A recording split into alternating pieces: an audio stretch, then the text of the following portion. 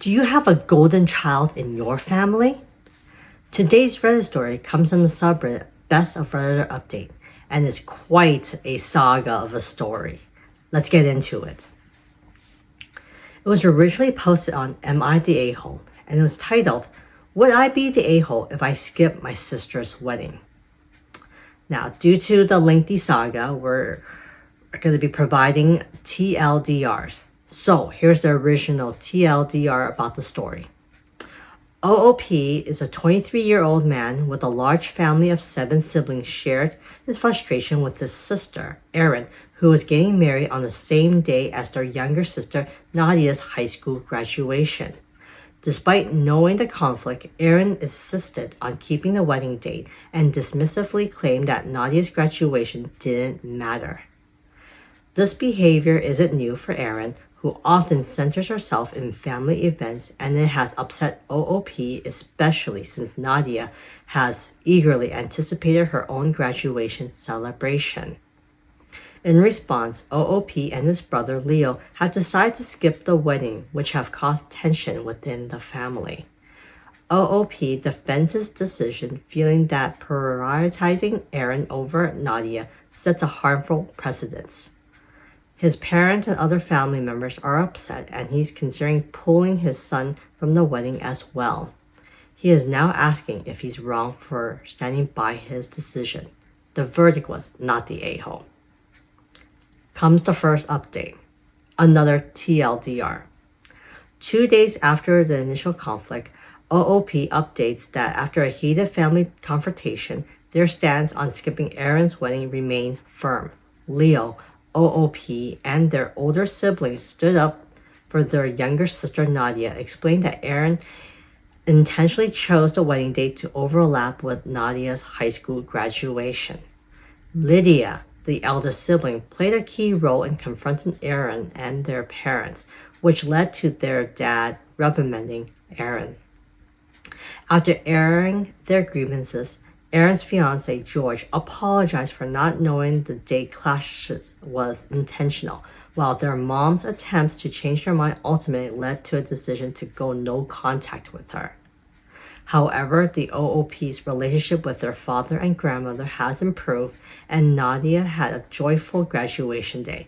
Despite the ongoing tension, the family is planning positive activities, including outings and celebrations, while the poster remains resolute in their decision to prioritize Nadia. Good job. Update number 2, another TLDR. 5 months after the initial family conflict, OOP shares how tensions have continued to rise, especially with their mother. After Erin and her husband returned from their honeymoon, their mom ramped up her attempts to reconcile, contacting each sibling and even showing up at their homes. Despite her effort, the siblings remained resolute, with their dad attempting to repair relationship and apologizing for past neglect. He even took OOP fishing, an activity OOP had longed for, which became a turning point in their relationship. Meanwhile, the mom's refusal to acknowledge her wrongdoing led to her giving the siblings the silent treatment, while their dad eventually moved out. Erin, involved in pressuring their mom, failed to change the siblings' stance.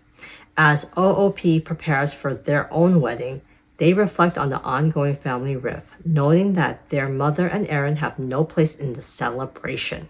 However, Nadia had found happiness in college, and the family dynamic, though strange, has shown signs of improvement in some area.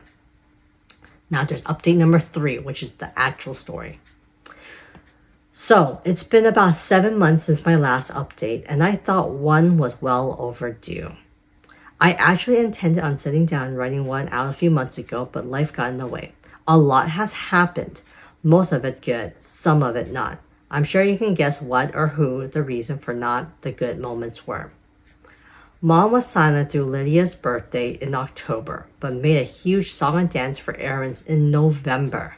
None of us made it a habit to check her social media accounts, and honestly, we would have blocked her if it wasn't for Lexi, but Leo sent a screenshot in the group chat about a post she made. The post essentially painted Erin as the perfect child, her precious angel, and said how she always will be proud of her. She didn't even mention Lydia on her page at all during her birthday, but I can't say I'm surprised. Thanksgiving was different, but fun. We all drove out to our paternal grandparents' place a few hours away to spend it with them. Technically, it was supposed to be an in-law year, since Jade and I tend to switch who we spend it with so that neither of our families were being left out. But she suggested we switch it up this year so that I could be with my siblings on the first big holiday since the fallout. My in-laws are great people and have been really supportive throughout all of this, and I'm really grateful for them too. Mom didn't reach out to us on the day, but I could tell she was fuming. It didn't help that she was being asked questions after Lydia posted a Thanksgiving Day photo that didn't include her or Aaron. In December, she started a group chat with all of us, and Dad essentially telling us it was time to stop this petty drama and focus on family. But none of us are stupid. We all know she wants to show off her picture-perfect family over Christmas and how she could do that when all but 2 of her children can't stand to be near her. Aaron was in the group but didn't speak up, which was odd for her, but none of us really thought much of it at the time. Dad said he'll swing by to see Lexi, but he had no interest in spending Christmas with her until she was ready to admit to the pain that they have caused us. A week later, my birthday also went ignored by her, but that was fine. It only proved that she had no intention of admitting she was the bad guy. She got more desperate as Christmas drew closer. The messages and phone calls started up again, but I could ignore those for the most part. What I couldn't ignore was coming home from work to find her on my doorstep. She told me she's been waiting for ages, like I was expecting her visit and had done it intentionally, which honestly I probably would have given the state of our relationship. I'm just grateful my family wasn't home. Jay was on her way back from work herself, and our son was with her parents. I didn't want to invite her inside, but honestly, given how desperate she looked, I also didn't want to deal with her where my neighbors could see. This woman told me that Christmas was about family and forgiveness. She told me I was taking it too far by keeping her grandson away from her and how confused he must be without her. She said it like I was using my son to punish her. I told her it was better this way because we all knew what would happen if Aaron had a child someday. My son would be pushed to the side like the rest of us were, and I didn't want him to have that. She said I was being ridiculous and once again used that line, "I love you all equally." I asked her to leave because nothing was changing my stance and I wasn't going to be spending Christmas with her. She got angry. She started yelling, and while I want to say I kept my composure, I didn't. I started yelling too. The more I yelled, the more worked up I got, to the point that I started shedding tears. Reddit. This was years of hurt rushing to the surface.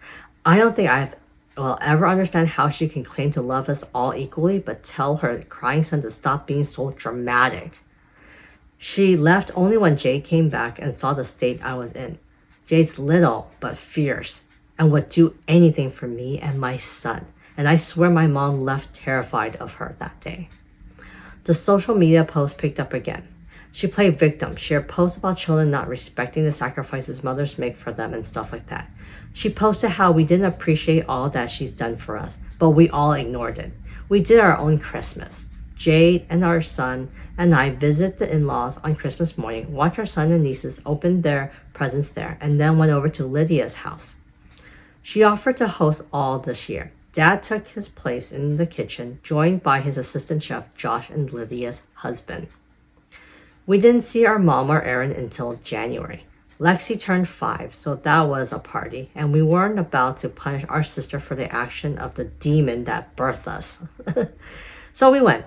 There were some questions, but people didn't push when it was obvious that none of us wanted to get into it. Mom acted like everything was fine, but Aaron stayed away from us.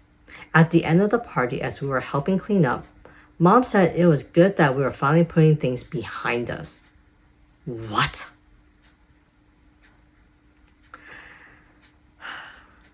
Lydia told her the only thing we were putting behind us was her. That started her off again, but she quickly realized she was outnumbered and headed inside. That was when Aaron approached us with her husband. Honestly, I was expecting her to tell us to go easy on our mom or something, but instead, she apologized. What? She said she's been doing a lot of thinking since all of this had started, and she realized that treating us badly her whole life, and part of that was influenced by the way our parents treated her. She told us she didn't expect us to forgive her, but that she just wanted to tell us that she was sorry. We left a little while later. There was silence at the end of January and in February of Leo and Nadia's birthdays, but we were expecting that. Our days never did matter to her, after all. I got married in April without my mom present. It was hands down one of the best days of my life, second only to the birth of my son. Jade and I were surrounded by people we cared about the most and who cared about us in return. I had both of my brothers as my best men. Nadia and Lydia were bridesmaids too. It was better than anything I could have imagined. Honestly, I'm still blown away by the fact that I now get to call Jade my wife. It's been amazing. But I'm sure you're all wondering how my mother handled this, and I can tell you plainly that she did not handle it well. Truthfully, when we sent out invitation, part of me happened to hope that the news just wouldn't get back to her. I hope to have it go smoothly enough that I wouldn't actually have to talk to her about this decision, but of course, that would be too easy. She showed up a few days later, banging on my door, demanding I talk to her. I went out. I didn't let her in, despite knowing that the neighbors could see us, and that was solely because I didn't want her inside my home where my son was. I didn't want her scaring him like she was undoubtedly doing. She demanded to know what I was playing at, how I could be so cruel, how I could exclude her from such a special day. I told her plainly that my wedding was a day for me to celebrate with my close loved ones, and she wasn't someone I consider close or a loved one anymore. She made her bed and she had to lie in it. Part of me worried that she'll turn up at my wedding. She came by the house a few more times, but stopped when I threatened to call the cops. I didn't do it sooner because I guess I'm soft-hearted and didn't want to see my mom in any trouble, but every time she showed up to spew some BS about me being a terrible son for doing this to her, it drained me. There were social media posts, of course. I had relatives reaching out to me to tell me that I should invite her, what kind of son am I, etc., but they stopped when I told them I'll take back their invites too. No one mentioned her at the wedding, and she didn't try showing up. She did, however, try to prevent Lexi from being a flower girl, like I promised, but Dad quickly nipped that in the bud. Which takes me to the next point. My parents are officially over. Dad sent her divorce papers sometime in February, and I don't think he's looking back at all. This is something that also shocked me, because this time last year, he was much the same as she was. He was someone who cared more about Erin than any of us, someone who brushed off our achievements if they somehow interfered with hers, and now he was an advocate for us. Every time Mom posted something on social media belittling us, he responded with a post uplifting us. I never imagined having such a good relationship with my dad, but here we are. We helped him move into his own place back in March. He's a new man, honestly. He's worked out a 50-50 custody agreement for Lexi because as much as he'll be happy to have full custody, he wants to believe that she can change like he did. He has said, however, that if he catches even the slightest hint of Lexi being mistreated like we were, he'll be filing for it. In the case of my siblings, life has been going good for them too. Leo got a raise at work and has adopted a dog that my son is obsessed with, to the point that I think we need to get a dog ourselves. Ha ha. Josh and his partner are going strong. He fits right into our family, and I couldn't be happier for Josh. He's found someone that really cares about him, and I can tell he's in love. Maybe there will be a wedding bells there soon? Lexi's 5, so there's not much going on in her life. I think she recently made my dad join her in a tea party. So, yeah, sounds like everything is going well for OP's dad situation. What do you guys think of the situation? It sounds like Mom is off her hinges. She is cray cray. And I can't believe she won't admit that Erin is her golden child. But at least Erin finally woke up and say, hey, you know what? The way that I treated you and the way that Mom and Dad has treated me, I can see why you're being upset. And she apologized. So good for her. Now, only if mom can apologize and own up to her to her wrongdoings. But from some of the things, I don't think she'll ever admit to it because she sounds too prideful. Anyways, what do you guys think of this situation? Let me know in the comments section. And remember, if you like these types of stories, to continue to like and subscribe. I'll see you